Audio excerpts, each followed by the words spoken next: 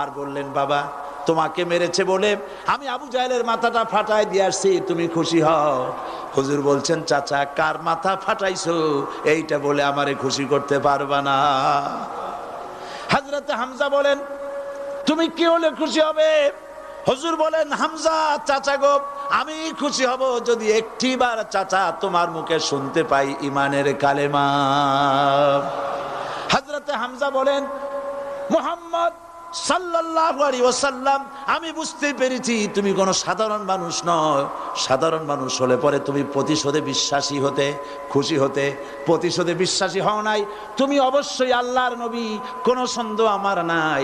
তুমি সাক্ষী থাকো, আমি পড়ে নিলাম, লা ইলাহা ইল্লাল্লাহু মুহাম্মাদুর রাসূলুল্লাহ।